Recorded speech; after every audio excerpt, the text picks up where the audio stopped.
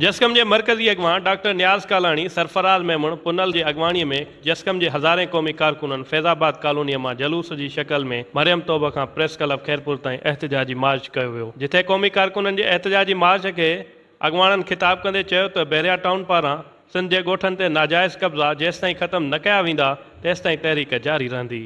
हज़ारनि जी तादाद में रैली कढी सॼी दुनिया के इहो मैसेज ॾिनो आहे त असांखे बहरिया टाउन जेको आहे कंहिं बि सूरत में न खपे।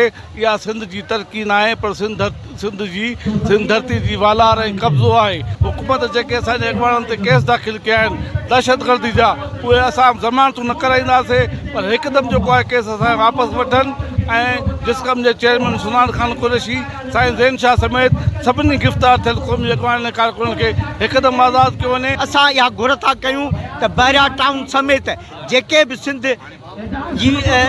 जे ज़मीनुनि ते वालार जा मनसूबा आहिनि उहे रद्द कया वञनि। अॼोकी जेका रैली आहे उन में हज़ारे माण्हुनि शिरकत कई आहे, जेका खैरपुर में आहे। 11 तारीख़ ते इहा रैली लाड़काणे में आहे, 18 तारीख़ ते नवाबशाह में आहे ऐं ईअं इहो सिलसिलो हलंदो। अॼु असां उन लाइ गॾु थिया आहियूं फौरन जेकॾहिं उन्हनि खे आज़ादु न कयो वियो हीअ तारीख़ जेको ॿियो रुख़ अख़्तियार करे ऐं जेसिताईं आज़ादु न थींदा तेसिताईं जदोजहद जारी रहे। बशीर कुरैशी सिंध जो दूल्हे दरिया खान हो, उन जे घर ते हला करणु तव्हांखे महांगी पवंदी। त हीअ जेके दहशतगर्दी जा केस आहिनि अॻवाननि ऐं कारकुननि मथां ख़तमु करे फिलफोर क़ौमी क़यादत उनखे आज़ादु कयो वञे। हिते तव्हां मुज़ाहिरीन जी ॻाल्हि ॿोल ॿुधी त उन्हनि जो इहो ई चवणो असांजा जेके जाइज़ मुतालबा आहिनि उहे मञा वञनि, न त ॿी सूरत में जेको आहे असां हिन एहतजाज जो दाइरो जेको आहे वसी कंदासीं। कैमरामैन जान मोहम्मद सां गॾु अली जाफ़री, सिंध टीवी न्यूज़ खैर।